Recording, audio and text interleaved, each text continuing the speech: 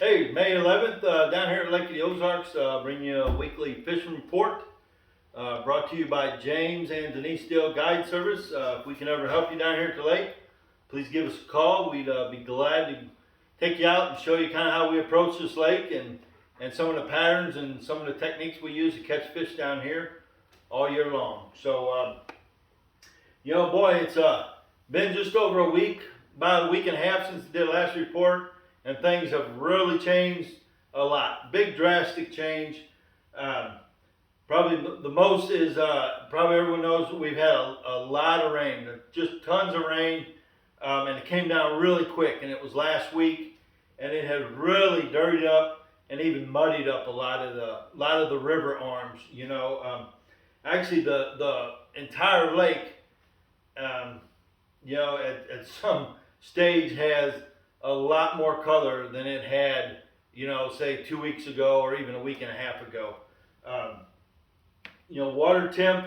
Obviously, we've had a couple really warm days. Today we was out, did a 6-hour trip, and man, they bit real good in the morning, and it's kind of been the deal.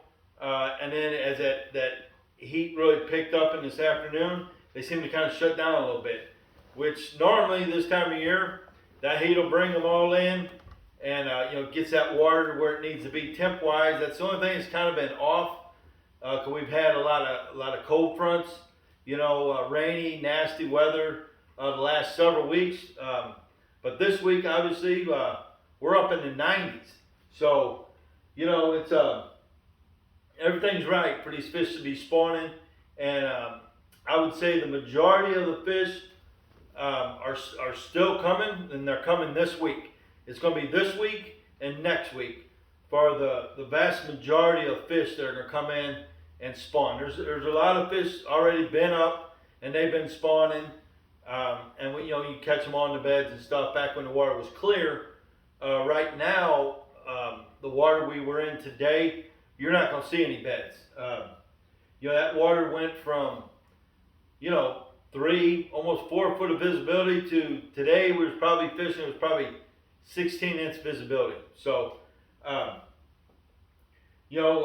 let me back up a little bit. The current, obviously with Truman coming up, Truman was about 12 foot high. Lake the Ozarks, let's see, a week ago was 656 something. Today it's 658.5. So it's about a foot below full pool, but it's come up at least a foot and a half, almost 2 foot, in a week and a half. So that's quite a bit too. Any of them fish that were up spawning, you're not going to see them now because that water's come up, and it's come up over their beds.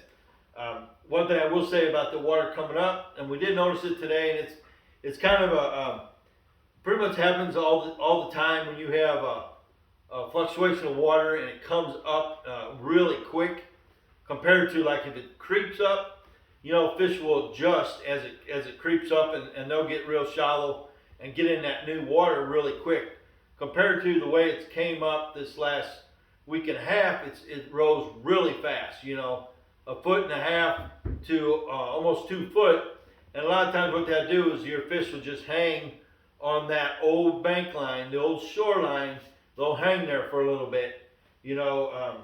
Sometimes it takes 2 days. Sometimes it might take a week. It just depends on the fish. So what I'm getting at is a lot of this water that up by the bank, there may not be as many fish up there just yet as kind of on the old bank, the old shoreline. So that might only be 3-4 foot off of the bank, but that's kind of what we've seen today, anyways. As far as the conditions around the lake, man, we'll start with the glaze.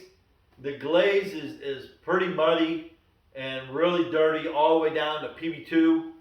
From all the way down. There's some floating debris up the river. As you get down closer to PB2, we're pretty good as far as debris and logs and stuff. Once you get out of the glaze, it's just heavily stained from all this water coming down the river. More so, not necessarily from the Osage, but the Niangua is extremely muddy. A lot of floating debris, a lot of floating logs. Say up past Larry Gale on down, and then as you come on down towards the Highway 5 bridge, down towards Lynn Creek, not near the floating debris or logs, but the water's pretty muddy. I would call it muddy. There's a definite line, a real distinct line from where the Osage comes down to where the Nianguas, where they meet right there. There's a line, looks like the Missouri-Mississippi River right now.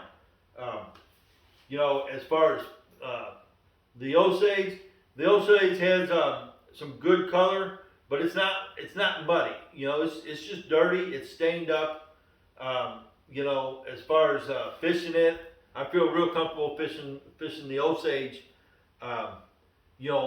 Up say, I don't know, up around Pearson maybe. There's a little bit of floating stuff. And not nowhere near as dirty as the Nianguas. So it's kind of odd using Nianguas cleaner, and it's come down from the Osage, but we got a lot of that water on that southern side. So that's why the Nianguas so dirty. The Gravois is in pretty good shape. Way up though, it's got a lot of runoff. It's got some color up as you get coconuts on up. Coconuts Bar and Grill up there about Indian Creek area there. But it's getting, it's a whole lot clearer as you from Coconuts on down to the mouth of Gravois. And then say from the old toll bridge on down to the dam, we're pretty good colors. Still kind of got the green tint, but it's definitely dirtier. But very fishable. As far as fishing these other arms with the dirty and mud, you give it a couple days, that's perfectly fine. Them fish will be up in there and they're going to be really tight to the bank, or they're going to be really tight to a piece of cover. Lay down, logs, maybe some shallow brush. The columns that hold up the walkways on these docks, they'll get right up next to them. They just want to relate to something, maybe boulders, bigger rocks or something. But those fish, they're going to be a whole lot less skittish or spooky, because if we can't see them, they can't see us either. They can't see the shadow of the boat. They can't see you moving around. Those fish are going to bite. They're going to bite pretty good here in a day or two. Just let them get a little bit, a little more comfortable with that dirty water. Water temperatures rose quite a bit, about 5 degrees the last week or so. Today I had 65, 66 degrees, compared to a week and a half ago, it was right around 60, so quite a bit. So, we've got a full moon coming in, long days, and now we got the water heated up to well within spawning temperature. So I would say this week, the remainder of this week and next week, look for a lot more fish to move shallow to spawn. That goes with both bass and the crappie. Been still catching a lot of crappie. Denise has been having a lot of crappie trips. She's been full the last couple of weeks just with crappie, and I always ask her every day, when you, because she'll clean a lot of the crappie after the trip, how many of them had eggs and how many are empty, and she's still saying a lot of them still have eggs in them. So generally, crappie will go first, right before the bass, and they're kind of about the same time, but usually there's a week or so change. So, today we caught some bass, several keepers, and a few of them still had eggs in them. You can see their bellies, packed up. But we did catch a couple where their tails were kind of healed up, so they were some of the first group. So, what we got now is fish crossing paths. Some are coming in, some are going to head out. Some are going to stick around and protect the fry. They'll stick around and kind of heal up a little bit. As far as lures now, today the shaky head definitely was the key bait.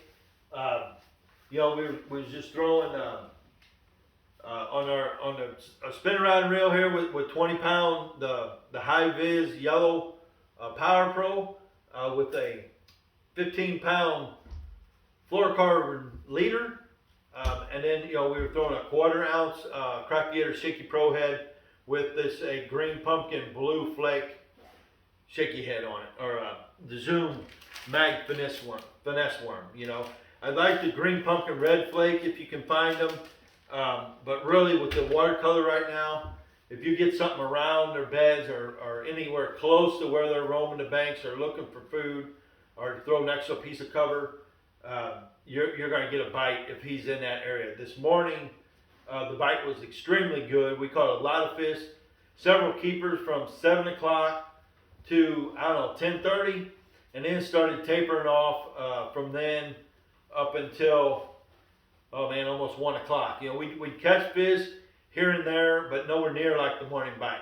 So the morning bite's really good. That could be a couple things. Obviously, they always seem to bite real good first thing in the morning. There's always a good, solid morning bite. But we're seeing a lot of shad flickering. So I'm expecting there's a shad spawn either going on or about to happen.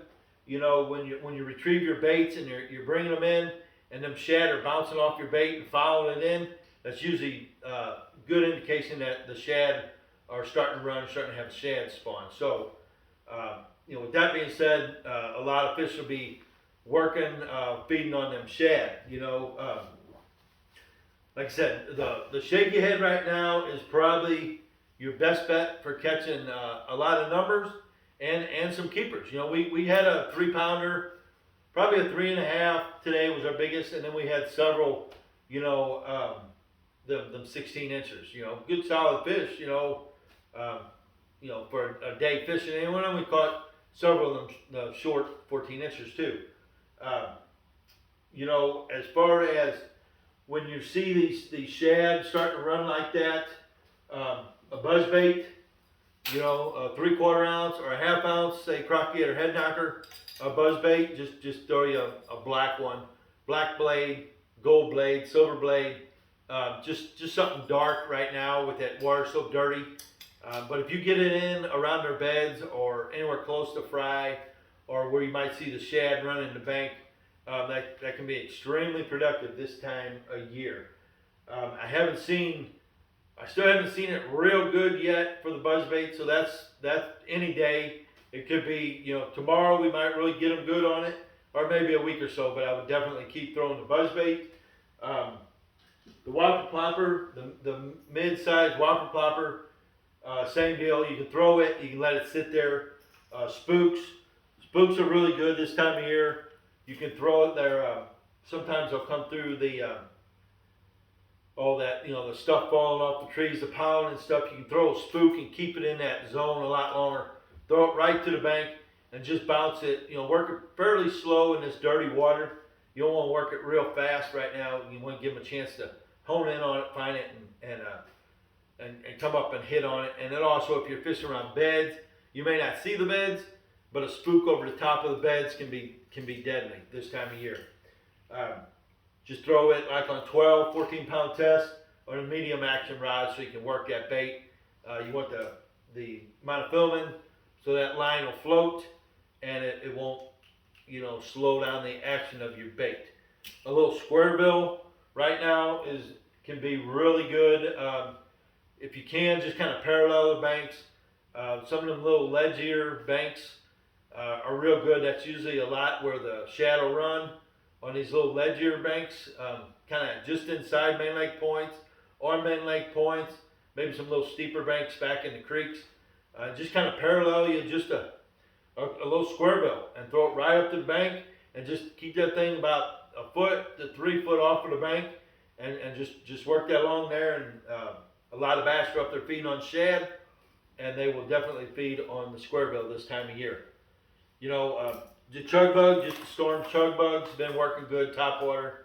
The topwater bite is about to really be really good. You're going to have about a 2 to 3 week window for topwater this time of year normally, where they're going to hit it, and they're going to hit it really good. And that's about to start any day. So keep in mind with topwater. Let's see, other baits, our swim baits are starting to work. like I said, they were pulling 39,000 cubic foot today, actually the whole week.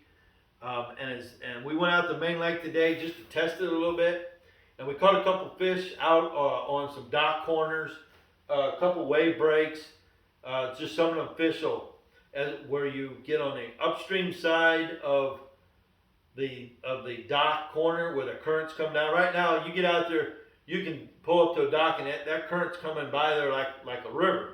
I mean, it's really cranking by there, and them fish just naturally will gang up on them corners of anything that's breaking that water or holding that water up or making a diversion, and they'll just hang out there and wait for shad or bluegill or whatever to come by them, and they just feed on it. So it's time to mess with that stuff. These little swim baits, like your little 4.5 Kitech, your 4-inch Kitech, this other little one we throw a lot. It's a suicide shad by Big Bites. That Swing and Impact. Any of these right now, and really right now the fish are starting to feed, or starting to hit these swim baits, and they're a great bait to throw just on Main Lake points.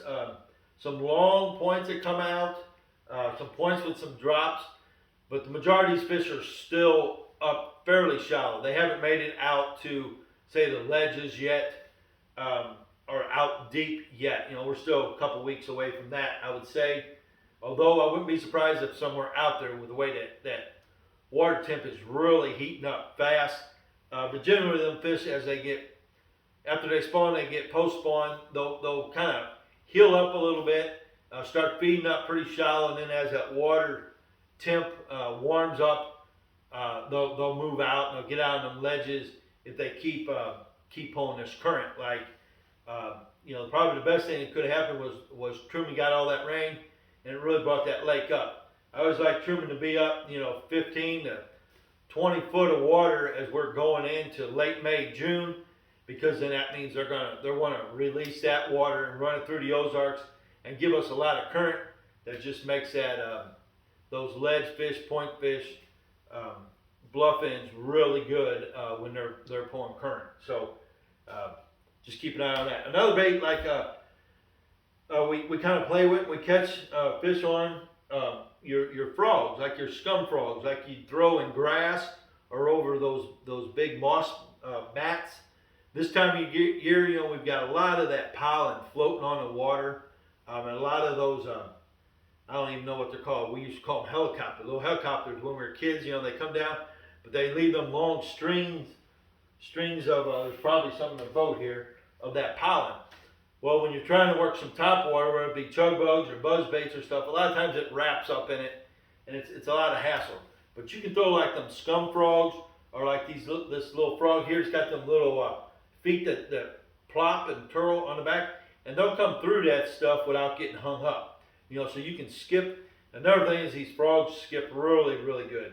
You can skip them frogs underneath them catwalks and pop them along right in the middle of that. I don't know what you'd even call it, other than a pollen mat, I guess we could call it. It just covers the whole mat, and we're going to have that for another week or so.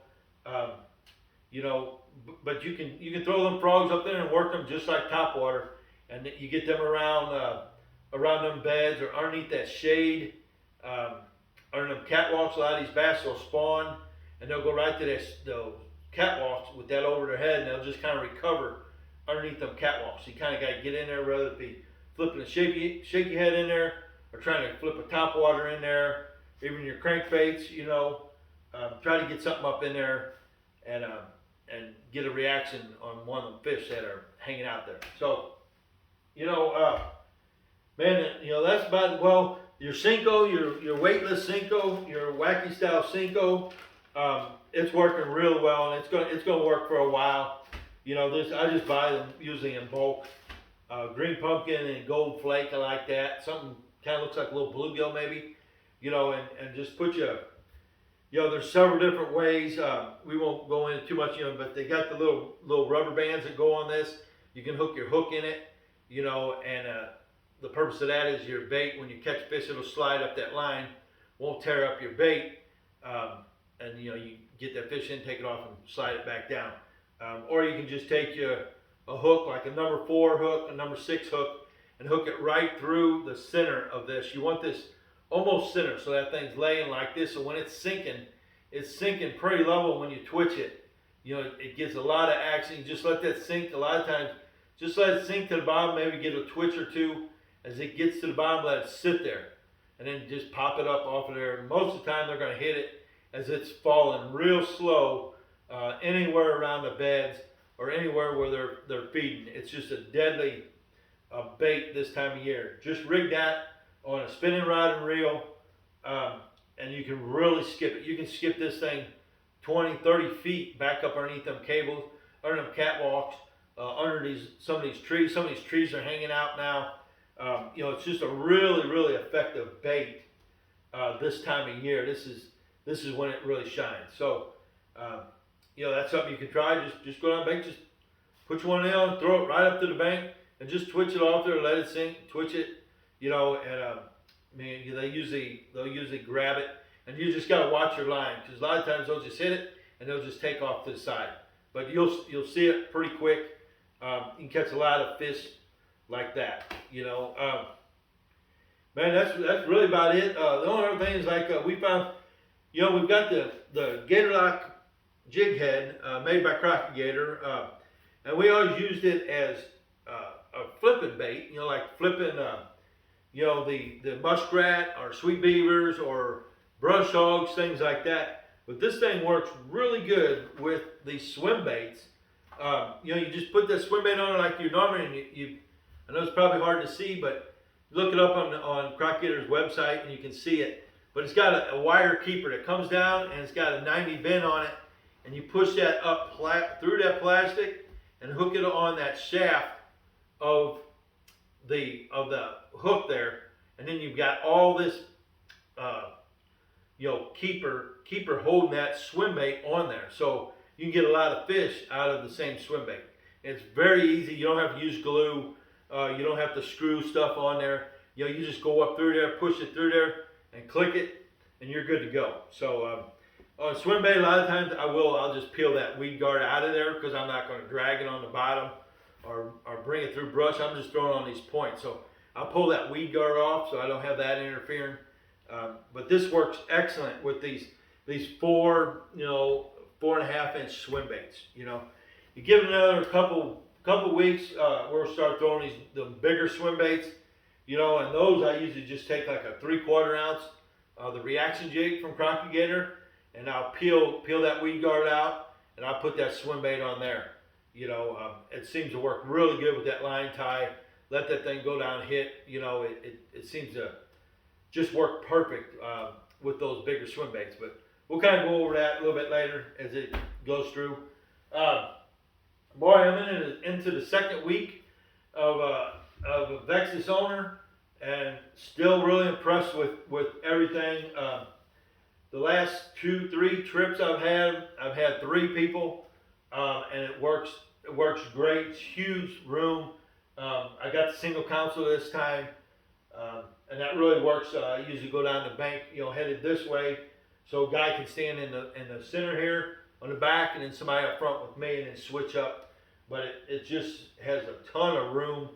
I'm really digging the huge cooler right now. You know, it was 90 degrees today, full of ice, full of water. The ice in those coolers last, you know, like these really good $high coolers that are out now. You know, the ice will last 3 days in there. So, you know, that's a neat deal. There's just every day I find something else that I'm really impressed with. Overall quality, super impressed with.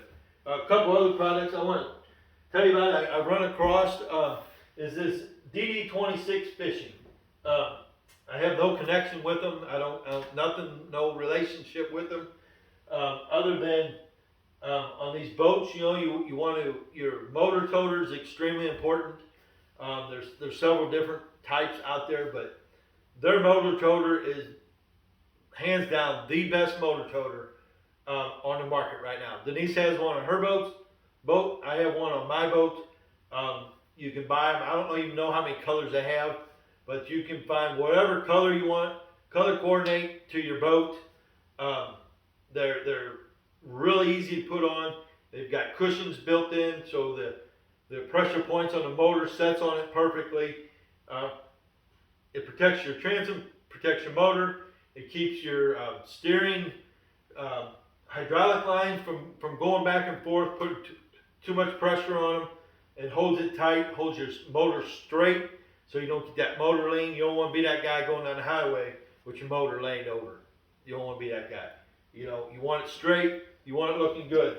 Another product, I just got it today, is these motor toters. And you see how it's that orange? It matches the orange on my boat almost perfect. Denise has a pair of blue ones for her boat. She's got the blue stripes. They got every color you want, but they got real nice handles. You know, you put them on your hydraulic lines there, and then pop them off when you get to the ramp. But just super quality products. So if you know, you got old boats, new boats, whatever, and you're looking for that type of product, and they've got several other different products too. Just get online. They've got, just look it up, DD26 Fishing. If you can see right there, American flag or American made product. I always look for that. But super product. If you haven't seen them or need some good quality stuff for your boat, look those up. You know, man, that's really about it. Just be prepared if you come down for you know, to fish this weekend. There's a lot going on. Just be aware of floating logs and debris. You know, it might be a good idea if you spend a lot of time in debris filled area. Once you get home, maybe put the earmuffs on your motor and run that motor. You know, really clean it out a whole lot. You know, it's you know, just to keep a lot of that debris from getting in and around your water pump and everything else. But the water is dirty. I'm just telling you, be prepared for some dirty river arms and even mud. Muddier than it is a lot of times. You know, as always, the AFCO sun shirts are going to be part of the wardrobe now. Instead of putting sunscreen all over me or putting that nasty sunscreen spray, you know, I just put on the sun shirt from AFCO. They're extremely comfortable. They breathe really well, and they're actually a lot cooler out there than wearing just a cotton T-shirt. So if you haven't done them, it's time for your AFCO. We'll put my AFCO winter gear away, I believe. Maybe some of my reapers, putting them away, gonna hang them up. But I'm got all my different sun shirts out. So, man, you know, that's really all I got. The fish are biting. They're biting really good. You can expect to come down and catch a lot of fish right now. And you can catch some good fish. In another 2-3 weeks, it's going to get really good down here. You know, it's probably the best time. I would say late May, all of June is probably the best time to come to the Ozarks and catch numbers and catch quality, and catch them in several different ways. But this is the time of year when all the fish in the lake have come shallow to spawn, and so they're all still shallow. They've done their deal. They're tired. They're worn out, and they come off of that spawn hungry, and they all feed. And they feed really heavy, and they feed aggressively. So you don't want to miss out on that the next couple of weeks. Crappie, for the most part, still have eggs. But like I said, in 2 days, they can go to the bank and spawn. So a lot more fish are being caught closer to the bank, say 4 to 6 foot off of the bank. You can just throw your crappie jigs, you know, whatever you want to throw right now. I don't think it really matters. Throw it up to the bank and just reel it real slow until you catch a fish or crappie or two. And then you can just kind of hang in that area because they're going to be pretty grouped up. We're still throwing our little Kitech Easy Shiner swim bait on a little 16th ounce head. That thing just works all year long. It makes crappie fishing simple. You know, I got a little basket here. I got this little crappie basket. It's got all my baits in it. It's got my Kitechs in it. It's got the different heads.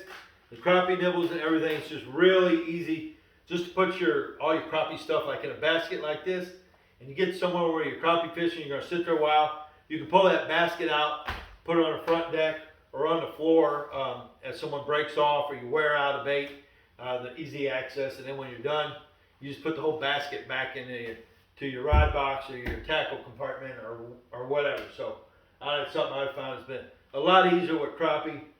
Just put them in a basket, put them in and out of your compartments. So, boy, that's really about it. Now as we're getting out of winter and things are changing weekly, I'll do my best to give you a report. At least I'm gonna try to do it every Wednesday prior to everyone coming down to the lake to fish for the weekend. You know, so you have time to maybe stock up on some baits or tackle or rig your stuff up. You know, as always, you know, all the tackle stores down here at the Ozarks, Fitz Fishing, all three of theirs, Brian's Osage Outdoors, and Osage Bait and Tackle. They're all fully stocked with pretty much every bait right now. The supply chain is really starting to catch up, so things are starting to be available. No, not the shortage like say last year. So if you don't get a chance, or if you just want to wait and come down and support these local stores, you go to any of them stores and they're going to have everything you need and somebody in that store to tell you what's going on.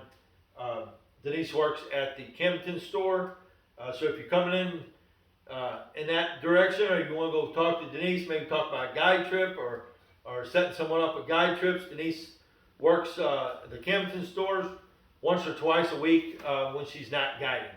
So, and then either way, you can get a hold of me, 573-204-9005, or Denise at 314-226-3099. You can text us, call us, whatever, and we'll respond as soon as we can. But if we can help you in any way down here, regardless if it's fishing related or anything else, helping you find a resort, restaurant, tackle stores, repair shops, we'll do whatever we can. You know, Sport World Boat Center is right there at Hurricane Deck Bridge on this west side. They can fix pretty much anything you've got an issue with. You got the trolling motor, Reliable Marine. They're in Greenview. They'll take care of your trolling motor issues. The other side of the lake, you got Boat Works over there. You've got there's a couple others over there, but you get down the lake, somebody's going to help you out. You go in any of these shops and tell them your issue. They're all real good about maybe sending you to someone who may better take care of you, whether it be a motor brand or troll motor brand or boat brand, what have you. But if they can't help you, they will help you. So, boy, that's all I got for you this week. But I appreciate you tuning in. And I'll do my best to keep up every Wednesday. We're going to say about 7 o'clock. I'm going to try to get this done so you know when to expect it. So until then, good fishing, and we'll see you next time.